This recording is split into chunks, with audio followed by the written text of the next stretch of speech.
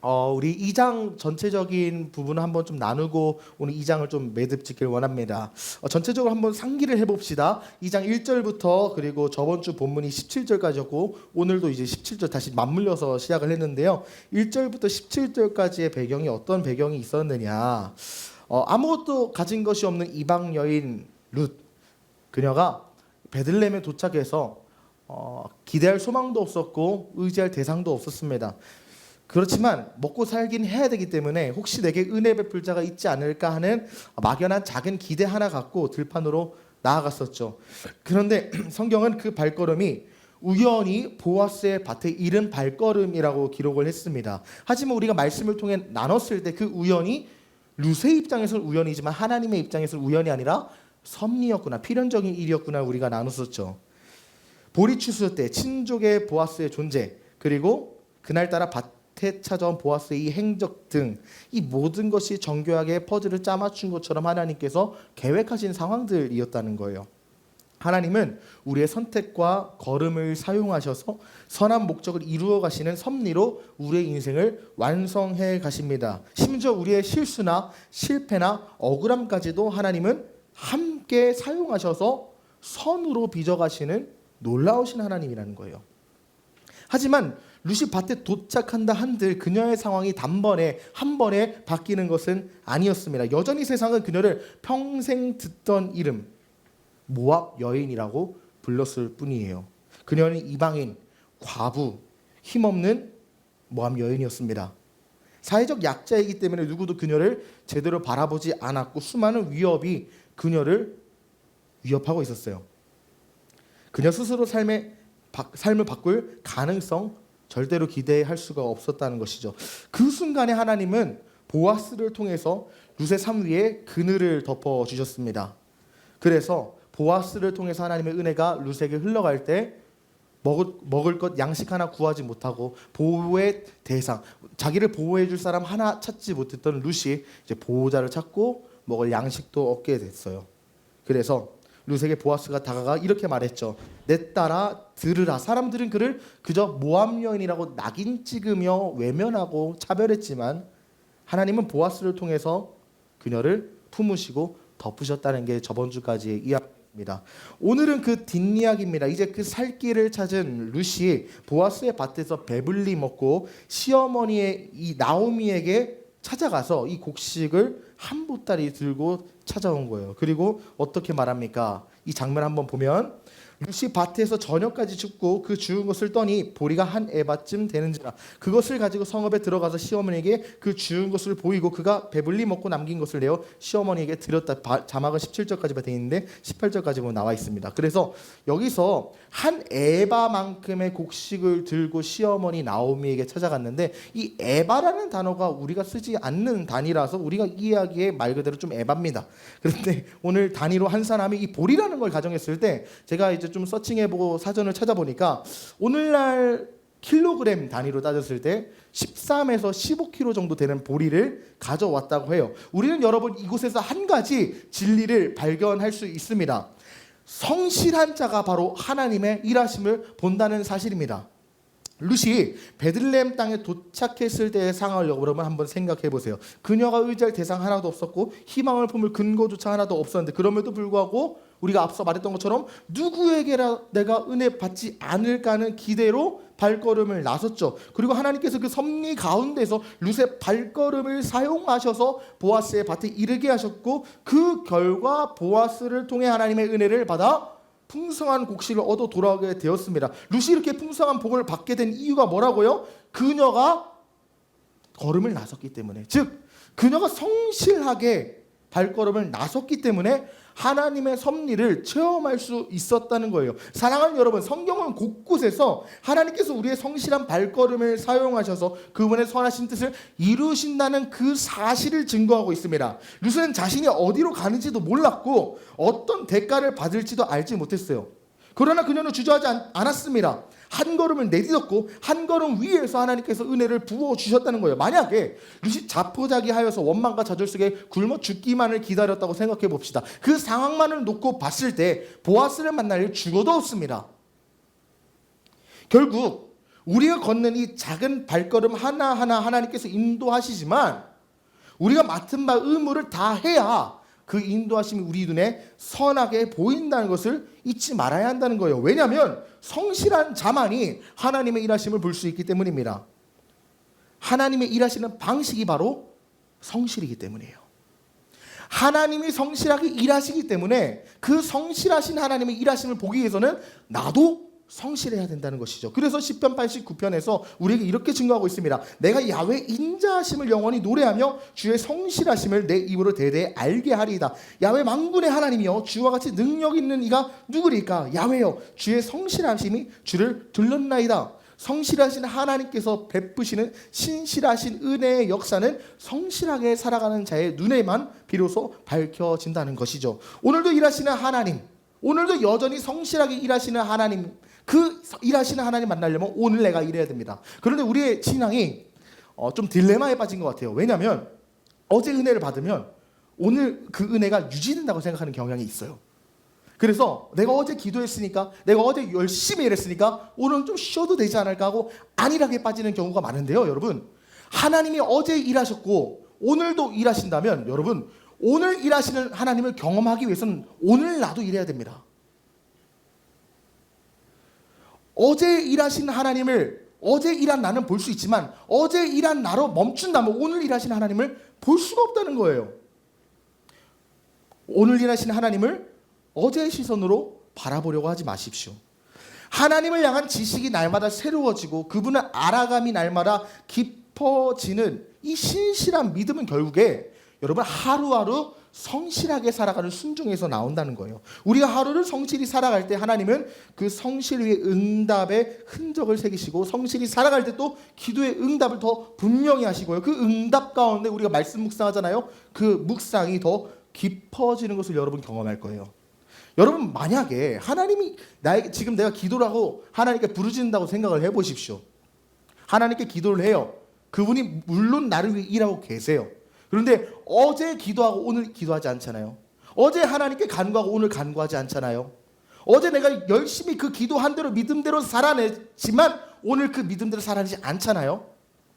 오늘 나를 위해 행하신 하나님의 놀라운 계획을 내가 어쩌면 외면하고 피하는 행동일 수 있습니다. 그래서 우리가 첫 번째로 함께 살펴볼 포인트는 뭡니까? 일상의 성실함이 믿음의 신실함을 만든다는 것을 봐야 됩니다. 성실한 삶은 곧 하나님을 향한 신실함. 다시 말해 좀 더 쉽게 말하면 이 신실함은 한글로 충성이라고 번역할 수 있거든요. 성실한 삶은 하나님을 향한 충성의 삶입니다. 우리에게 주어진 일상을 최선 다해 사는 것이 하나님을 향한 우리의 충성의 고백이라는 거예요. 우리는 너무 이원론적으로 생각하는 경향이 많아요. 세상의 일과 이 신앙의 일을 구별하면서 서로 마치 다른 영역에 속한 것처럼 구별해서 교회 안에서만 경건하고 일상의 일은 좀 덜 거룩하니까 덜 열심히 살아도 하나님이 교회는 열심히 하니까 좋게 평가하실 거라고 생각하는 경향이 많은데 이것이 상당한 오류입니다. 왜냐하면 성경에서는 우리의 모든 삶이 하나님께 드려지는 것이라고 말하기 때문이죠. 골로새서는 뭐라고 말합니까? 무엇을 하든지 주께 하듯 하라 말하면서 고린도전서에서 맡은 자에게 구할 것 충성이라고 말했어요. 곧 직장에서 내가 가졌던 업무나 학교에서 내가 감당하는 이 학업이나 가정에서 이 가족 구성원으로 살아가는 책임, 그리고 사람 사이에서 성실한 약속, 이 모든 것이 이 사람과의 관계에서만 일어나는 일로 끝날 것이 아니라 결국에 하나님과 나의 관계 속에서 그분을 향한 충성의 고백으로 평가가 된다는 거예요. 더 쉽게 말해서 여러분, 하나님을 사랑하고 하나님 앞에 인생 전부를 다 바쳤다고 하는 사람이 직장에서 뺀질거릴 수 있겠습니까? 내가 예수님을 드러내고 예수님을 전파하겠다고 결단한 사람이 학교에서 그냥 뺀질뺀질 거리면서 공부 안 할 수가 있을까요? 그렇지 않다는 겁니다. 우리의 삶과 신앙은 하나라는 거예요. 하나님께 대한 신실함, 하나님을 향한 충성은 거대한 사역이나 우리 거대한 믿음의 결단에서만 드러나는 것이 아니라 오늘 하루를 최선을 다해 살아가는 이러한 삶을 통해서, 이러한 성실함을 통해서 증명됩니다. 그러므로 성실한 일상은 신앙의 본질이고 하나님을 향한 충성의 가장 명확한 표현이에요. 그래서 여러분, 제가 여러분에게 도전하기는 여러분에게 선물로 주어진 이 하루를 허비하지 마십시오. 시간이 아까운 것을 알아야 돼요. 이 하루 같은 시간, 이 하루라는 시간이 지나면 다시는 돌아올 수 없는데 이 귀중한 선물로 주어진 시간, 여러분 하루를 어떻게 사용하고 계십니까? 중세 교회에서 7대 죄악 중에 하나로 나태와 게으름을 규정했어요. 그런 이유가 바로 여기 있지 않겠습니까?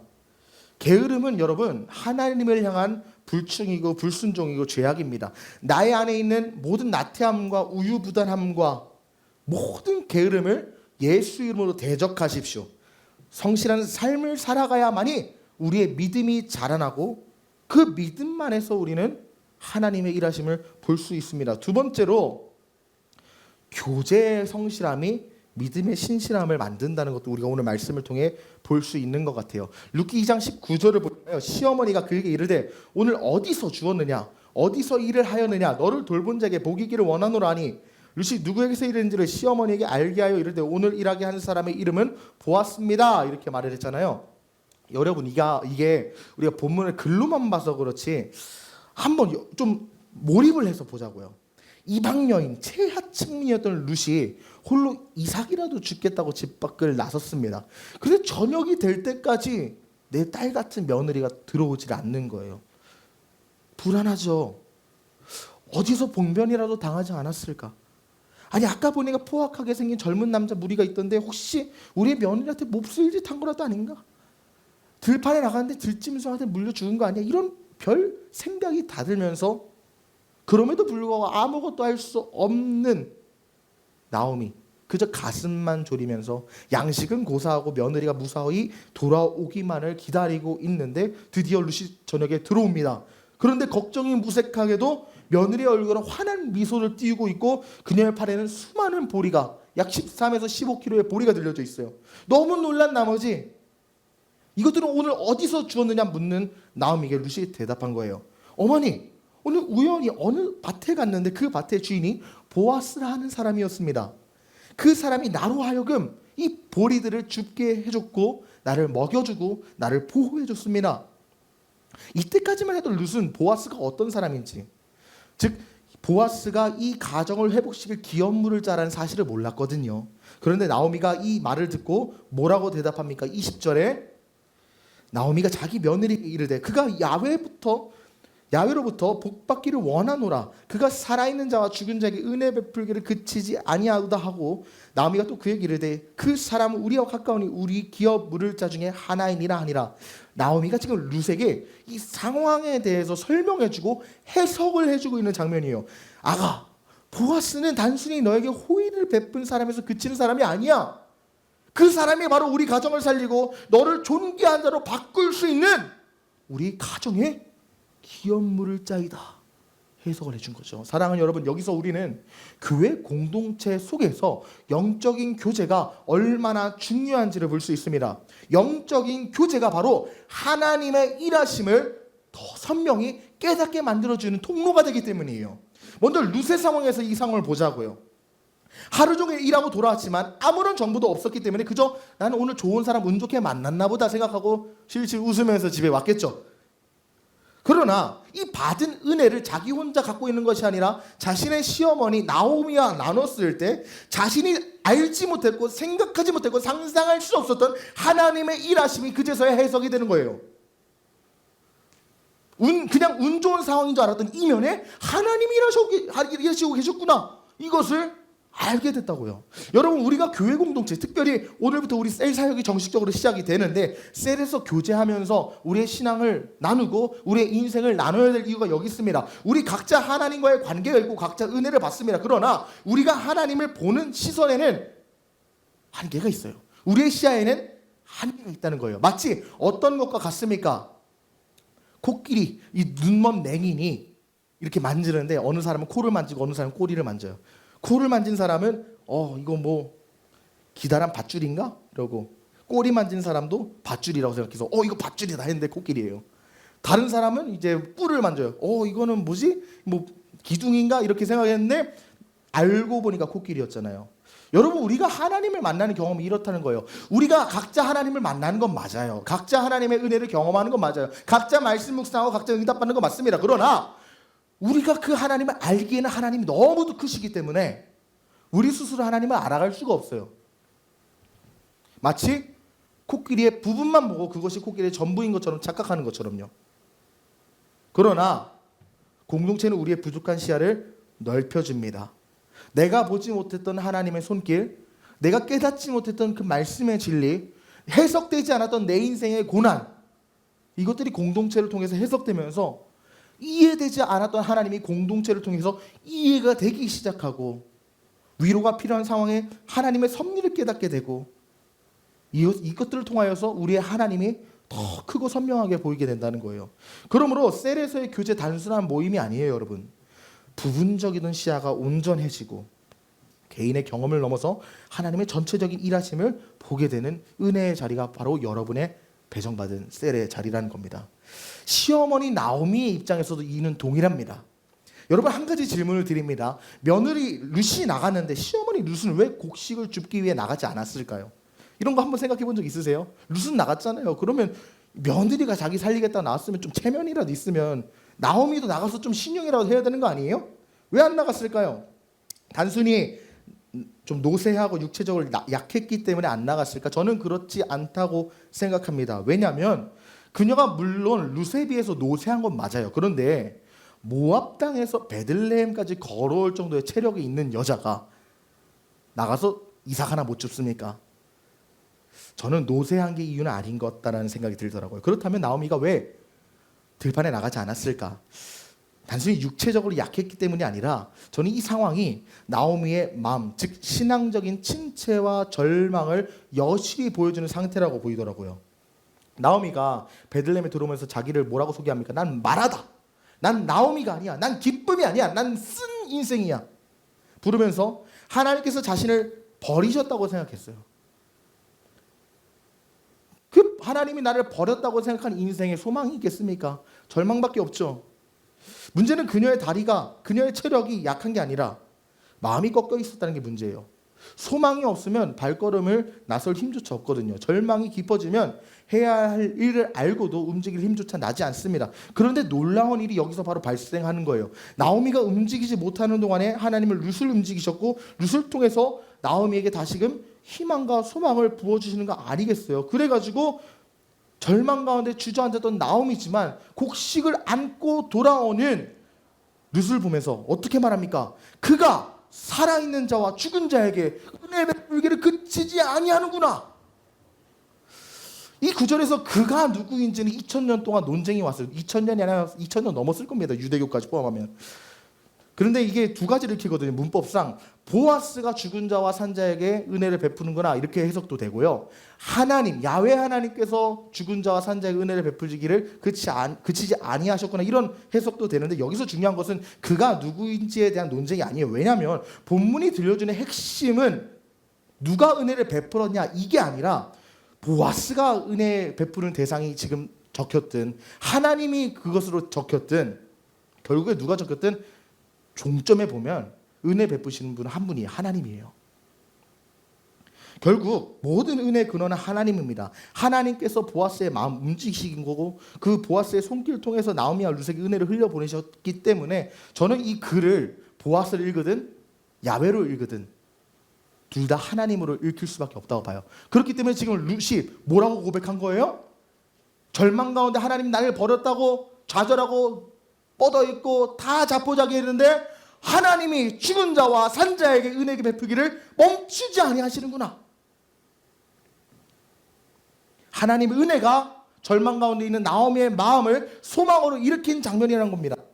어둠 속에 굳어있던 그녀의 영혼에 빛이 다시 비춰지기 시작한 거예요. 그런데 이 나오미에게 은혜가 실제가 된 이유가 뭐라고요? 이것 또한 영적인 교제 때문이다. 룻이 자신이 받은 은혜를 공동체 속에서, 즉 나오미와의 교제 가운데 나눴기 때문에 룻의 입술을 통해 나오는 이 작은 상황 보고가 나오미에게는 하나님이 나를 버리지 않았다는 은혜를 깨닫는 통로가 되지 않았습니까? 룻의 교제가 아니었다면 나오미는 계속적으로 절망 속에 머물렀을 거예요. 그러나 교제는 그 절망을 흔들어 깨웠고 보이지 않던 하나님의 손길을 보여주게 하며 다시 소망으로 이끌어갔어요. 여러분이 절망 가운데 있을 때 교회 공동체는 여러분에게 소망을 줍니다. 우리 지체들 그냥 어디 동호회 어디서 그냥 만난 사람 정도로만 생각하지 마십시오.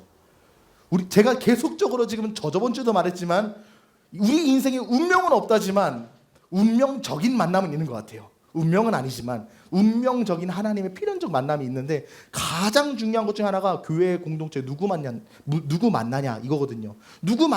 만나서 어느 교육자 만나고 어느 성도 만나냐에 따라 내 믿음이 꺾어지기도 하고 교회를 떠나기도 하고 믿음이 다시 자라나기도 하고 하나님을 만나기도 하는 것처럼 여러분 이곳에 우리 만난 이 만남이 절대로 우연이 아니고 하나님의 필연이라면 소중하게 여겨야 된다는 거예요. 이 공동체가 나를 살립니다.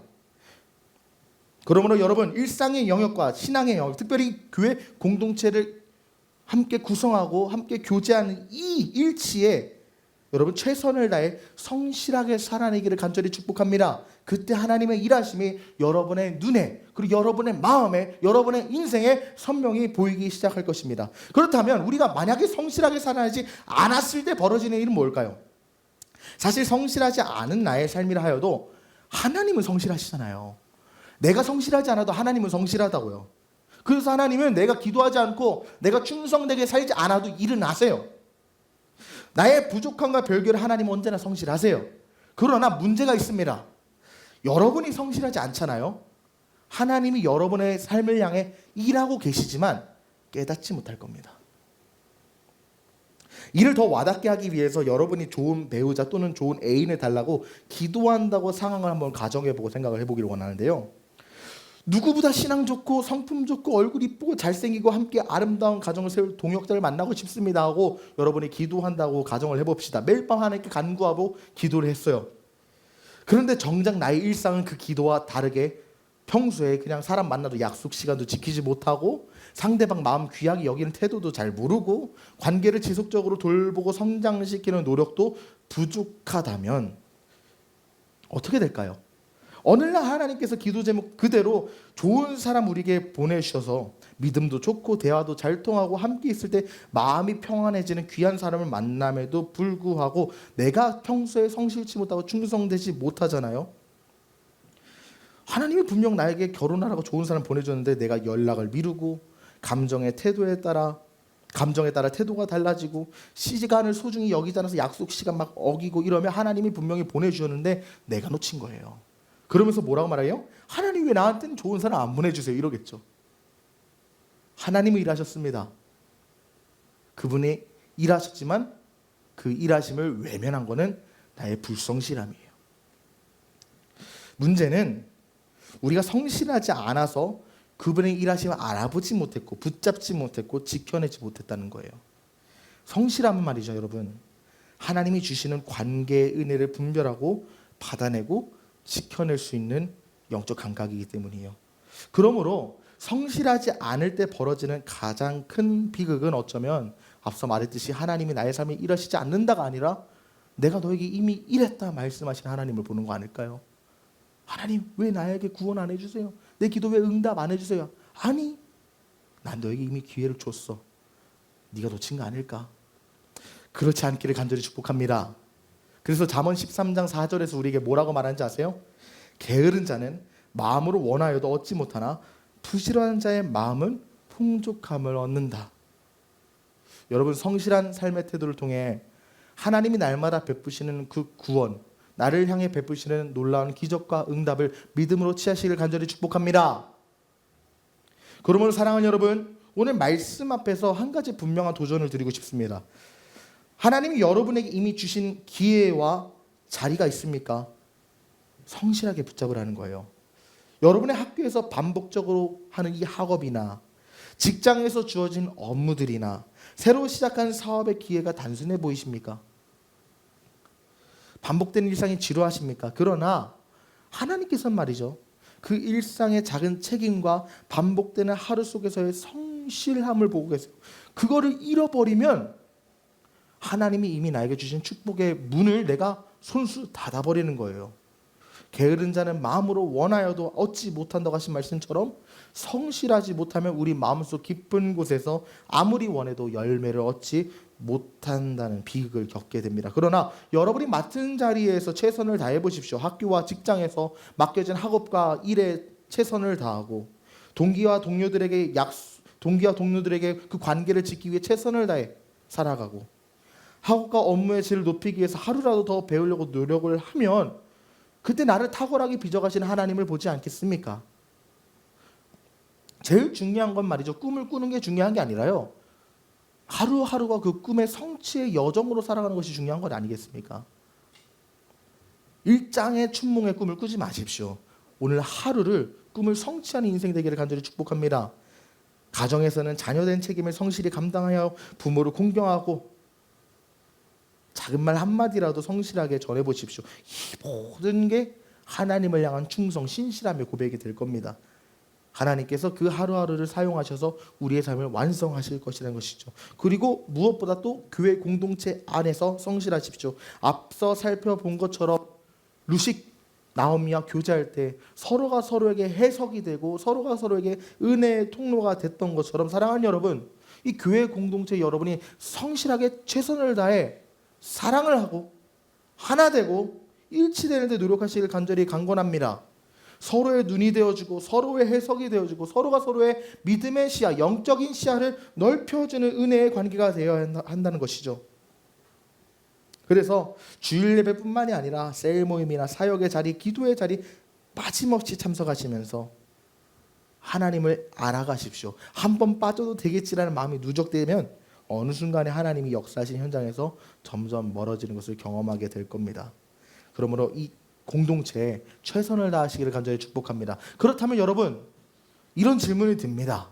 어떻게 내가 성실하게 살아갈 수 있을까? 왜냐하면 아무리 내가 성실하게 삶을 살아간다고 한들 하나님이 성실하신 분이라면 그 성실의 기준에 내가 맞출 수가 없어요. 왜냐하면 여러분 한번 생각을 해보세요. 하나님 24시간 안 주무세요. 여러분 24시간 안 자고 성실하게 일할 수 있습니까? 불가능하다고요. 하나님은 나를 향해서 불꽃 같은 눈동자 한 번도 떼지 않으시고 나를 향해서 집중 흐트러지지 않고 날마다 나를 지켜보시는데 여러분 하나님을 24시간 한 번도 집중 흐트러지지 않고 볼 수 있습니까? 우리는 그렇게 성실한 사람이 아니에요. 어찌 우리가 하나님과 같이 그러니까 하나님의 기준에 합당하게 성실한 자가 될 수 있겠습니까? 저는 크게 두 가지를 갖고 왔습니다. 어떻게 성실할 수 있을까? 첫 번째는 소극적인 의미로서, 두 번째는 적극적인 의미로서 갖고 왔는데 첫 번째 소극적인 의미로서 우리가 어떻게 성실할 수 있는가? 우리를 향해 성실하셨던 예수님을 기억할 때 우리는 성실해집니다. 우리가 성실하게 살아간다는 이 삶의 변화의 출발점은 내가 노력하고 결심하는 것에서 시작되는 게 아닙니다. 여러분 아무리 결심해 보시면 오늘부터 성실하게 살아가야지 결심하면 그 즉시 소파에 눕는 게 우리의 인생이에요. 우리 마음대로 안 된다는 거예요. 내 노력의 결심으로 성실이 이루어지는 게 아니라 나를 향해 언제나 성실하셨던 주님을 알아가고 그 사랑에 감동할 때 우리의 삶에 성실이 가능해진다는 것이죠. 예수님이 어떻게 성실하셨습니까? 예수님의 공생애를 보면요, 33년이라는 세월 동안에 예수님이 이 땅에서 살아내셨는데 3년 동안 사역하시고 나머지 30년은 한 번도 자기를 드러내지 않고 목수의 아들로서 살아가셨잖아요. 여러분 이게 말이 됩니까? 3년을 위해서 30년 무명생활 한 거예요. 3년의 충성을 위해서 30년 동안 성실히 충성되게 살아내셨다고요. 심지어 그 30년 동안 어떤 행적이 있었는지 성경에 기록도 되지 않아요. 그런데 예수님께서는 하나님 아버지가 정하신 때가 오기까지 서두르지 않고 앞서 나가지 않고 아무도 보지 않는 곳에서조차 하나님과 사람 앞에서 성실하게 살아가셨습니다. 그리고 때가 참에 사역을 시작하신 예수님은 피곤하고 지친 순간에서도 자신에게 맡겨진 영혼 하나도 놓치지 않고 성실하게 끝까지 붙으셨다고요. 밤새 병든 자를 고치시고도 새벽 미명에 나가서 기도하셨고 쉬어야 할 때도 목자 없는 양 같은 무리를 보고 또 가르치셨습니다. 니고데모가 밤중에 방문했을 때 저 같으면 야 좀 다음날에 와라 할 것 같은데 밤에 사랑으로 초청하시고 그를 향해 천국 진리를 깨닫게 하시고 삭개오의 작은 갈망을 보고 그의 집에 들어가셔서 그를 품으시고 사마리아 여인의 더운 낮 시간 깊은 아픔을 묵묵히 들어주시고 헛되이 지나가는 영혼 하나도 없이 모든 이들을 성실하게 품으셨어요. 무엇보다 요한복음 13장에서 뭐라고까지 말합니까? 자기 사람들을 사랑하실 때 끝까지 사랑하셨다고 13장 1절에 나오거든요. 예수님의 성실을 가장 아름답게 지금 요약하고 있는 것 같아요. 제자들도 배신하고 사람들도 오해하고 수많은 사람들이 예수님을 버림에도 불구하고 예수님은 한 번도 사랑을 거두지 않고 끝까지 성실하게 사랑하셨잖아요. 조롱과 배신, 버림받음 속에서도 하나님을 향한 뜻 한 번도 버리신 적 없다고요. 그래서 그 성실이 극치로 표현된 게 십자가 자리, 그리고 또 하나가 있다면 저는 그 자리 같아요. 십자가 달리기 전날에 성찬하시면서 유월절 만찬하시는데 제자들이 발을 씻겨야 됐음에도 불구하고 예수님이 끝까지 자신의 사명을 감당하기 위해, 섬김을 끝까지 유지하기 위해 제자들의 발을 씻기시고, 그분이 성실이 한 번도 끊긴 적이 없어요. 그런데 단순히 2000년 전에 예수님이 성실하게 살아가신 게 나랑 뭔 상관이냐? 아니 뭐 모범은 되겠지. 그런데 그게 오늘 나에게 살아가는 삶에 있어서 뭔 능력이 되고 뭔 힘이 됩니까? 여러분, 예수님의 성실은 말이죠, 우리가 단지 본받아야 할 성품이나 옛날 이야기로 끝나는 게 아니에요. 사실 예수님께서 이 33년 공생애 동안 성실하게 살아가셨던 이유는 나를 구원하시기 위한 순종의 여정이었다는 것을 기억해야 합니다. 왜냐하면 성경에서 뭐라고 말합니까? 하나님께 순종함으로 모든 이름 위에 뛰어난 이름을 주사 예수님이 나의 주가 되셨다고 하잖아요. 성실은 나를 구원하기 위한 방편이었다는 거예요. 그리고 그 성실은 오늘도 끊기지 않고 역사됩니다. 왜냐하면 지금도 성실하게 예수님이 나를 도우시기 때문이에요. 예수님은 과거에만 성실하신 분이 아니라 지금 이 순간에서 성실하게 일하고 계시며 나를 돕고 계십니다. 예수님은 성경에서 뭐라고 말합니까? 하나님과 사람 사이 유일한 중보자라고 증언하면서 우리의 죄를 지고 하나님 보좌 우편에 앉아서 지금도 우리를 위해 친히 간구하시면서 우리가 바른 길로 가도록 이끄시는 중보자로 성경에서 말하고 있어요. 그래서 히브리서 7장에서 그러므로 자기를 힘입어 하나님께 나아가는 자들을 온전히 구원하실 수 있으니 이는 그가 항상 살아계셔서 그들을 위하여 간구하신다 나오고 있습니다. 주님은 나를 향한 중보 한 번도 그친 적이 없어요. 예수님이 나를 향한 기도 한 번도 끊긴 적이 없다는 거예요. 십자가에서 다 이루셨을 뿐만 아니라 지금도 우리의 연약함을 아시고 넘어지려는 순간마다 하나님 보좌 우편에서 나를 변호하시고 끝까지 붙들고 계시고 흔들린 나를 끝까지 붙잡아 주신다는 겁니다. 더 놀라운 사실은 하나님 보좌 우편 하늘에서 나를 위해 중보하시는 게 오늘 나에게 어떤 효력이 발생하는가? 나는 종종 불성실하고 느슨하고 흔들리지만 나를 위해 중보하시는 예수께서 성령으로 나에게 찾아오셔서 나를 붙들고 계세요. 그래서 만일 우리가 보지 못하는 것을 바라면 참음으로 기다릴지니라. 이와 같이 성령도 우리의 연약함을 도우시나니 우리는 마땅히 기도할 바를 알지 못하나 오직 성령이 말할 수 없는 탄식으로 우리를 위하여 친히 간구하시느니라. 마음을 살피시니가 성령의 생각을 아시나니 이는 성령이 하나님의 뜻대로 성도를 위하여 간구하심이니라 나옵니다. 우리가 기도할 힘조차 없을 때 우리의 성실이 무너지고 하나님 앞에 소망이 무너지는 그 순간에서조차 예수님은 성령을 보내셔서 자신이 우리를 위해 중보하심을 성령 하나님을 통해 실현시킨다는 겁니다. 그러므로 우리는 홀로 버티는 존재가 아닙니다. 홀로 성실히 이루는 존재가 아닙니다. 우리가 약해졌을 때도 하나님의 도우심은 약해지지 않고 우리가 하나님을 보지 못하는 순간에서조차 하나님은 나를 떠나지 않고 나를 위해 일하고 계시고 내가 흔들리는 그 자리에서도 성령께서는 하나님의 뜻을 따라 우리의 마음을 세우고 다시 성실한 걸음을 내디딜 수 있도록 은혜의 힘을 공급하신다는 겁니다. 그러므로 사랑하는 여러분, 우리를 위해 지금도 쉬지 않고 중보하시는 예수 그리스도, 그리고 그 예수 그리스도의 명령을 받아 우리의 삶 가운데 예수 그리스도의 뜻대로 살아가게 하시는 그 충만하신 성령의 역사가 우리의 삶에 존재한다면 우리는 성실해질 수 있습니다. 우리 아까 마음의 예배 때 각자만의 기도 제목을 한번 떠올려 보라고 했습니다. 여러분의 진로 문제가 될 수도 있고요, 여러분의 가정 문제가 될 수도 있고요, 여러분의 말할 수 없는 수많은 고민들이 있겠지만 그 기도 제목이 있는 여러분의 부르심의 자리에서 성실함으로 감당하십시오. 그러나 우리의 힘으로 나의 고민들, 나의 가정에서, 나의 직장에서, 나의 학업에서 성실하게 사는 건 불가능하기 때문에 우리 성령님 의지하십시오. 성령님 어떻게 의지합니까? 우리의 모든 그 삶의 자리에서 성령을 인정하고 환영하는 거예요. 우리 성령님을 모셔드린 거예요. 하나님, 나의 학업에서 나의 힘으로 이 성실을 감당할 수 없습니다. 나의 직장에서 너무 벅차기 때문에 이 맡겨진 일 성실함으로 감당할 수 없습니다. 힘이 부족합니다. 도와주십시오. 그때 여러분 거짓말처럼 넘치는 힘이 여러분에게 샘솟을 것입니다. 예수님은 지금도 나를 위해 중보하시고 그 중보의 응답으로 성령께서 나에게 일하시기 때문입니다. 날마다 우리 하나님을 바라보고 성실하게 살아가는 거룩하고 복된 주의 백성들 되기를 간절히 축복합니다. 말씀을 맺습니다. 오늘 말씀을 통해서 우리는 한 가지 분명한 진리를 보았습니다. 성실함이 신실함이라는 거예요. 성실한 하루가 쌓여서 신실한 믿음이 되고 신실한 믿음이 하나님의 신실하신 일하심을 보게 합니다.